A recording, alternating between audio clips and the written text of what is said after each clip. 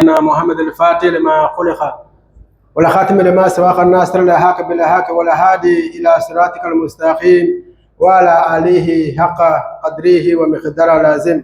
وبعد السلام عليكم ورحمة الله تعالى وبركاته. وعليكم السلام.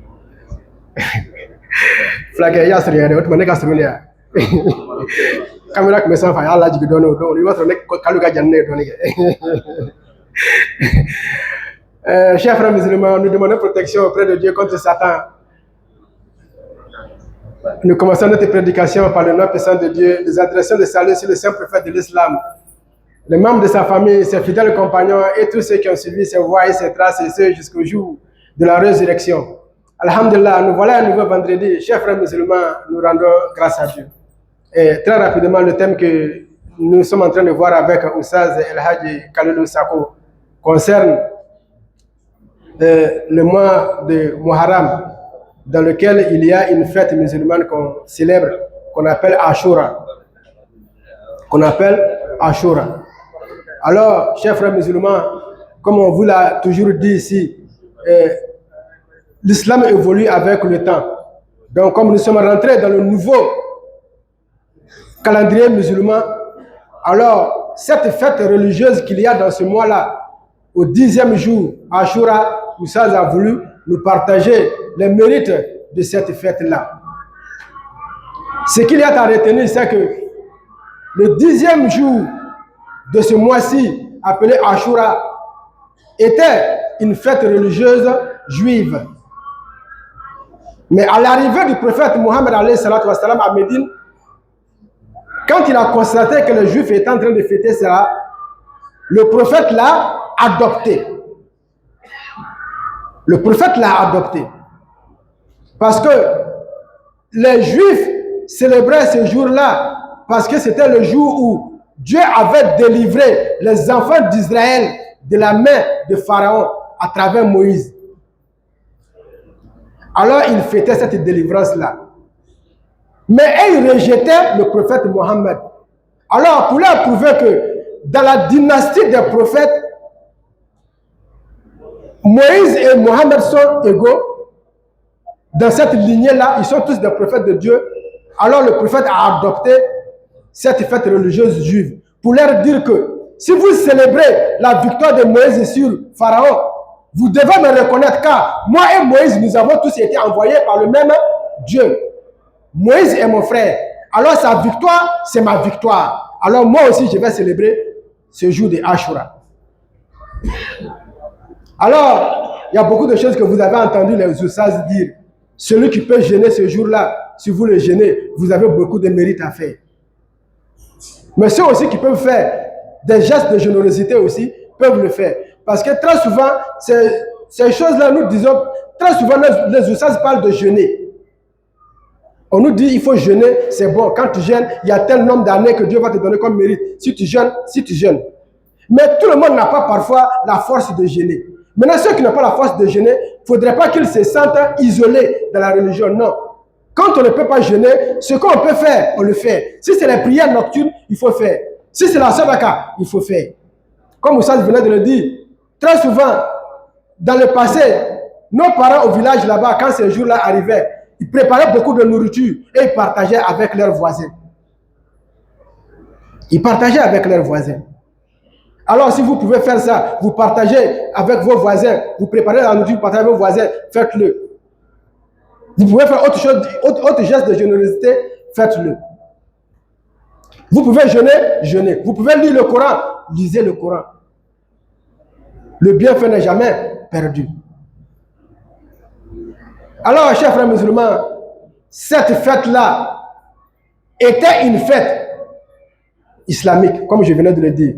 Mais jusqu'au décès, jusqu'à l'assassinat, c'est le vrai mot. Parce que ce n'était pas un décès, c'était un assassinat. L'assassinat de l'imam Hussein, l'un des petits-fils du prophète. Alors, une communauté musulmane qu'on a appelée les chiites ne fête plus cette fête-là et ils la considèrent désormais comme un deuil.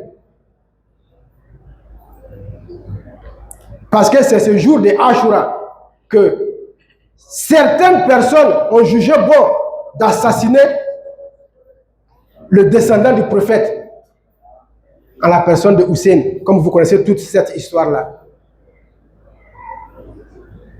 Chers frères musulmans, s'il y a des moments de joie, il y a des moments de tristesse. Mais cet enfant n'avait pas été combattu pour rien. Avant lui, le combat continuait. On vous l'a déjà dit ici. C'est depuis le prophète qu'ils ont essayé de ternir cette religion. Mais au fur et à mesure, même quand on regarde son grand frère, l'imam Hassan, beaucoup de nos Oussaz disent que dans l'histoire, il est l'un des enfants de Sayyidina Ali qui s'est beaucoup remarié. Il se marie, après il divorce, il se remarie, il divorce, il remarie, il divorce. Jusqu'à ce que certains disent que son père Ali a dit aux gens de ne plus lui donner leur fille en mariage. Mais les gens ne comprenaient pas. Parce qu'un jour, le prophète avait pris ces deux enfants-là. Quand il les prenait, Hussein, le prophète l'embrassait toujours par la bouche. Il lui faisait le bijou par la bouche. Mais Hussein, il lui faisait le bijou au cou. On a demandé au prophète, pourquoi tu fais ça? Ils sont tous des petits enfants, mais tu les embrasses de différentes manières. Il dit parce que j'embrasse l'imam Hassan à la bouche, parce que lui, il sera empoisonné. Mais Hussein, je l'embrasse au cou, parce que lui, on va le décapiter. Le prophète a prophétisé ça depuis sa vie. L'imam Hussein savait qu'il sera empoisonné.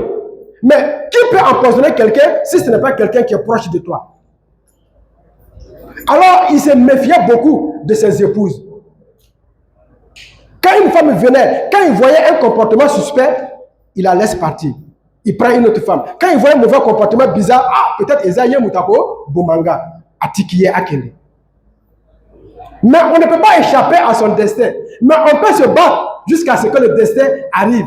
Parce que quelqu'un va dire que, mais pourquoi le prophète a dit ça? Et puis Imam Hussein ou Imam Hassan cherchait à une porte de sortie. Mais Dieu a dit, Kul nafsin zaïkatul maut. Nous tous, nous allons mourir. Mais quand toi tu es malade, tu prends le médicament. Pourquoi? Parce que tu ne veux pas que non, la maladie, peut-être ça peut aboutir à la mort. Si tu es malade, tu vas à l'hôpital. Tu as peur de quoi? Parce que Dieu dit que tu vas toujours mourir. Donc, croise tes bras, pourquoi tu prends le médicament? Parce que tu ne sais pas, est-ce que c'est cette maladie ou ce n'est pas cette maladie? Je prends d'abord le médicament. Si je ne guéris pas, là, je sais que c'est cette maladie. Si ce n'est pas cette maladie, je vais guérir. Donc, voilà pourquoi l'imam Hassan aussi, il divorçait les femmes. Mais ce n'est pas ce que les gens disent. Non. Il y avait une idée prophétique derrière. Mais il a fini par être assassiné. Et autour de son frère également, on l'a décapité en un jour de Ashura. Donc, si nous vous parlons de la fête religieuse Ashura, il faut manger, il faut boire, il faut faire le jeûne. On doit vous aussi dire qu'il y a eu un deuil dans ce jour-là.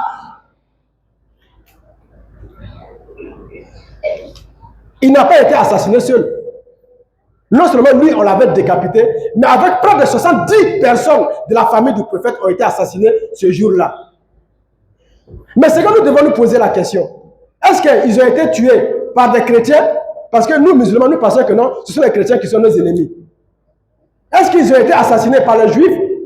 Est-ce qu'ils ont été assassinés par les idolâtres? Non. Par certains groupes de musulmans qui pensaient qu'ils méritaient le poste de leader religieux que l'enfant, le descendant du prophète. L'imam est arrivé et nous disait, Rabbana, innana sami'na munadiyan yunadi lil iman an aminu bi rabbikum fa amana. Rabbana la tuzigh qulubana ba'da idh hadaytana. Subhana rabbika rabbil izzati amma yasifun wa salamun alal mursalin walhamdulillahi rabbil alamin.